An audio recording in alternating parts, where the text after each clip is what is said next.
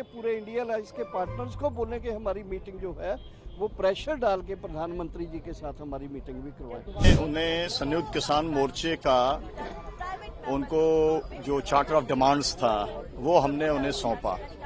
उन्होंने कहा कि इसमें से ज्यादातर मुद्दे हमारी पार्टी के मैनिफेस्टो में पहले से दिए हुए हैं।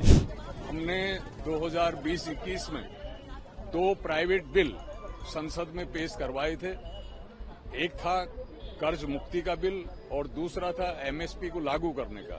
ये दोनों हमने उनको पेश किया है कि आप फिर से क्यों ना इसको संसद में अपनी पूरी ताकत से उठाएं। उन्होंने इसको समझा, जयराम नरेश उनके साथ थे और उन्होंने आश्वासन दिया है कि नेक्स्ट सेशन में वो इन दोनों बिलों को संसद में लाएंगे।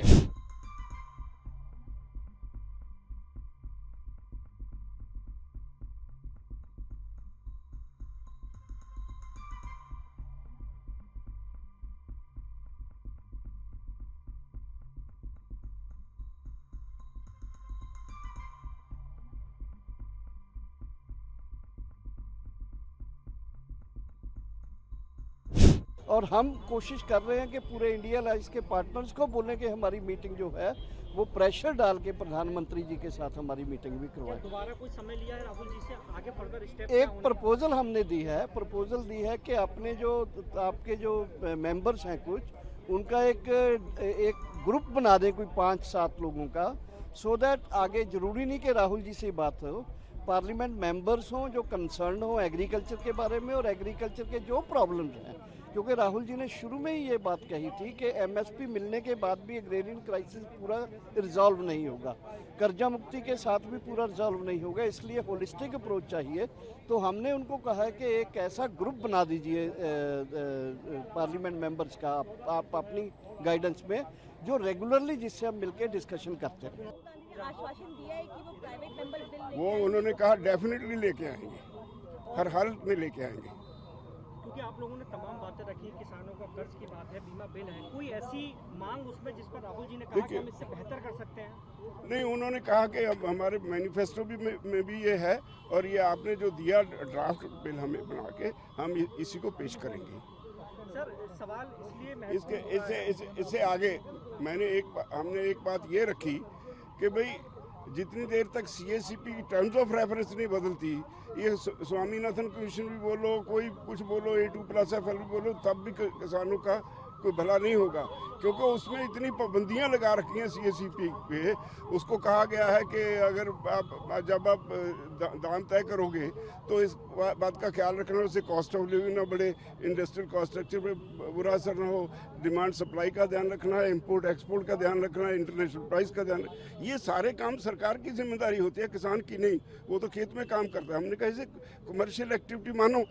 जब अगर वो कमर्शियल एक्टिव मानते हो तो जितना उसका खर्च है वो मिला के उसमें 50% प्रॉफिट होता है ताकि वो सर्वाइव। इन सब बातों पर उनसे चर्चा हुई। हमने 2020-21 में 2 प्राइवेट बिल संसद में पेश करवाए थे। एक था कर्ज मुक्ति का बिल और दूसरा था एमएसपी को लागू करने का। ये दोनों हमने उनको पेश किया है कि आप फिर से क्यों ना इसको संसद में अपनी पूरी ताकत से उठाएं।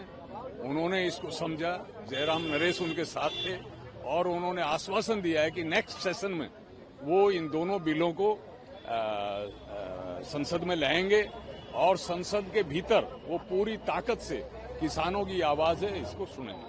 हमने ये भी एक बात उनसे कहा कि आज तक जितनी भी सरकारें आई हैं या जितने भी नेता हैं, उन्होंने किसान के भरोसे को तोड़ा है।